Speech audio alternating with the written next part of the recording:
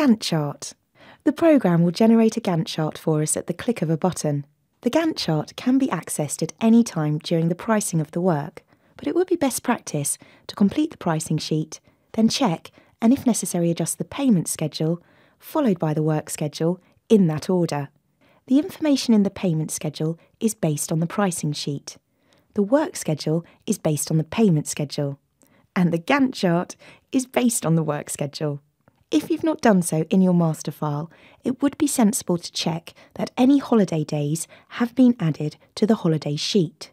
So they're not included in the work schedule, and therefore Gantt chart. OK, there are a few ways to access the Gantt chart. We can get to it via our work schedule, or we can click the Charts tab and click the Gantt chart button. OK, the Gantt chart is generated. We have an information box that explains the key. If a date on the Gantt chart is red, that means it's a holiday and no work will be taking place on that day.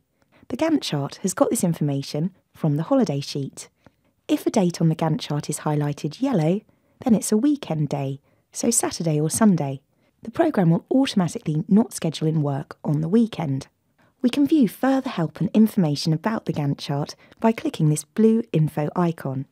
A Gantt chart is essentially a very detailed work schedule. Let's look at the layout. OK, so all the days that are within the start and finish date time frame are listed individually here at the top. The format for each one is the same. So we have the day of the week, followed by the date, month and year information for that day. The first left-hand column is colour-coded. It's based on the payment schedule payments that have been created. The second left-hand column contains each work section that has been allocated to the stage payment. They're listed in the order that we specified in our payment schedule. OK, so the first stage payment is the completion of oversight, and the first work section that is to be carried out is the site setup. We can see its duration by following the bar that is in line with it. In this job, the site setup will be carried out on the Monday and last one day. This is followed by the foundations work section. This is the next work section that was allocated to the completion of oversight payment. The bar that represents this work is colour-coded to match the completion of oversight payment that it falls within. We can see that the foundations will start immediately after the site setup has been done, on a Tuesday. Work will continue on them up until the Friday. No work will be taking place on the Saturday and Sunday, which are highlighted yellow to indicate at a glance they're a weekend. The work on the foundation will then start again and continue in the next week until Wednesday. On Thursday, the foul storm water drainage work will be done, and so on. Let's scroll across a bit. In the work schedule movie, we did adjust the start date of the roof structure work section that was within the completion of roof stage payment, as the trusses were going to be delayed. Here we can see this. We can also see the overlap that we created, where the carpenters and bricklayers are going to be working on separate sections of the roof to pull back some time. Every detail is picked up, and exact date and day information can be viewed. The Gantt chart provides an easy-to-use visual reference when organising trades and ensuring the job remains on track. If adjustments are made to the work schedule, either prior to work commencing or when the job is underway, the Gantt chart can be instantly regenerated and will allow for any adjustments that have been made. OK, if we continue scrolling along, we can see here some days are highlighted red. These are Christmas Day and Boxing Day. These were added to the holiday sheet in the master file of the new Houses and Extensions programme. So this quote that's been generated from that has picked them up. Just to show you, let's add some further dates to the holiday chart. We won't be working on Christmas Eve, and even though we can see the 27th, the day after Boxing Day, is a Saturday, we'll also add that to our holiday sheet. OK, we click back to pricing.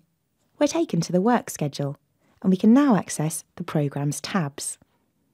While we're on the work schedule report, we'll notice that we can also access the Gantt chart from here. We just click the Gantt chart button. Let's just take a note of the current completion date.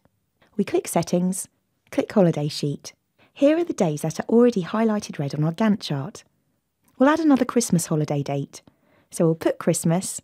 Now we'll select the date, December the 24th, 2014.